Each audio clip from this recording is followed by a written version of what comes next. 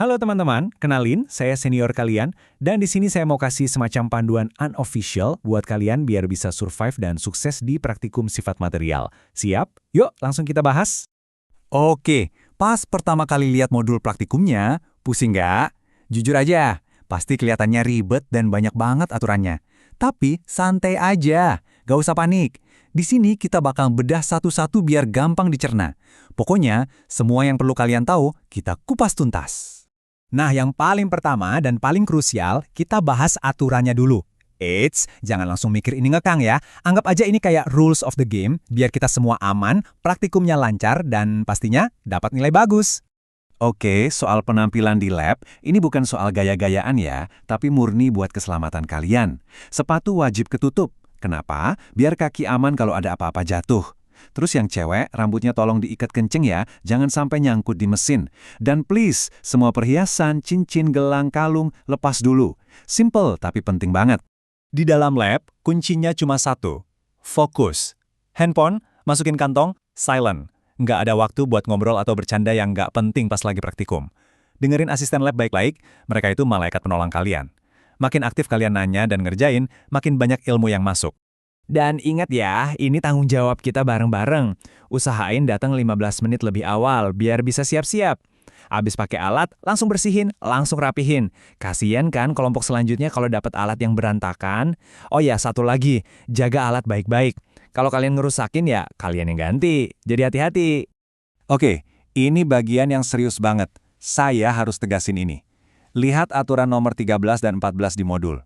Kalau kalian sampai melanggar tata tertib, atau amit-amit bolos tanpa izin, sanksinya itu langsung nilai E. Gak ada nego. Jadi tolong banget jangan aneh-aneh. Oke, anggaplah eksperimen di lab udah kelar. Eits, tapi perjuangan belum selesai. Ada satu lagi yang sama pentingnya, bikin laporan. Nah, gimana caranya bikin laporan yang benar? Yuk kita lihat. Ini dia 3 aturan sakral yang gak bisa ditawar. Tulis tangan, pakai tinta biru, dan nulisnya cuma di satu sisi kertas. Udah, itu aja. Jangan sampai salah, ini gampang banget tapi sering kelewat. Nah, buat margin kertas A4-nya, ini ukurannya. Atas 4 cm, kiri 4 cm, bawah 3 cm, kanan 2 cm. Diukur pakai penggaris ya, biar rapi. Jangan dikira-kira. Ini struktur laporannya, secara singkat. Pakai sampul kertas buffalo biru ya, jangan warna lain. Terus isinya standar, pendahuluan, isi utama, dari teori sampai kesimpulan, daftar pustaka, sama lampiran. Ikutin aja urutan ini, pasti aman. Oke, udah cukup soal aturan dan laporan. Sekarang kita masuk ke bagian yang paling ditunggu-tunggu. Bagian paling serunya, eksperimen. Ada 5 misi utama yang bakal kalian kerjain di lab ini.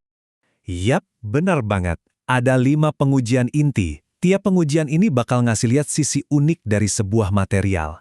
Ini intinya praktikum kita. Misi pertama, uji tarik.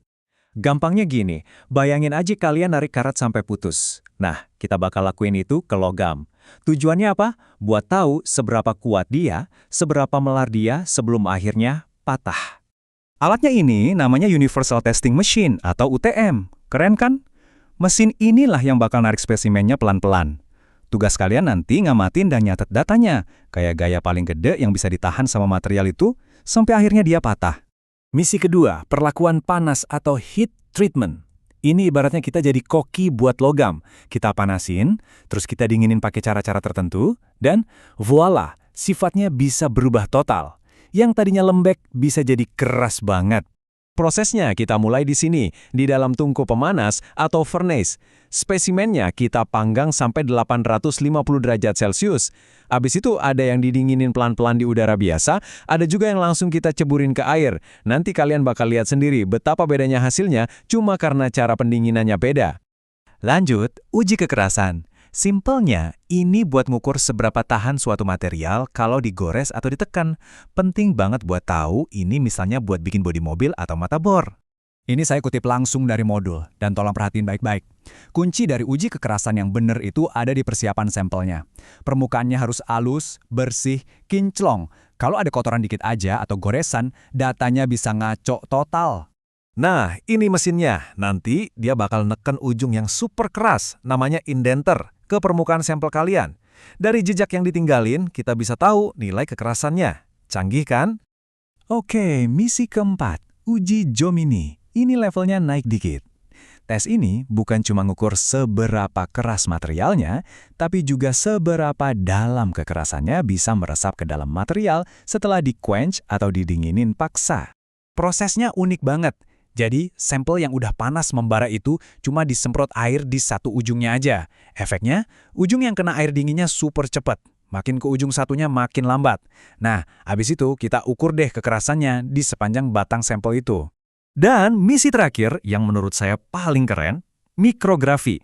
Di sini kita bakal jadi detektif, ngintip ke dalam struktur material pakai mikroskop. Kita bakal lihat jeroannya, butiran-butiran mikronya. Ini kayak ngelihat sidik jarinya logam. Tapi ya nggak bisa langsung ditaruh di bawah mikroskop gitu aja. Ada ritualnya dulu. Pertama diamplas atau di-grinding biar rata. Terus dipoles atau dipolishing sampai kinclong kayak cermin. Abis itu dietsa pakai cairan kimia biar strukturnya kelihatan.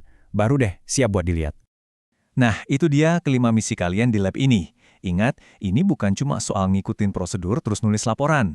Ini soal penasaran, soal nemuin sendiri gimana sih material itu bekerja. Kalian bakal lihat langsung rahasia di balik kekuatan baja atau keuletan aluminium. Jadi, udah siap buat bongkar rahasia material-material ini? Semangat praktikumnya ya!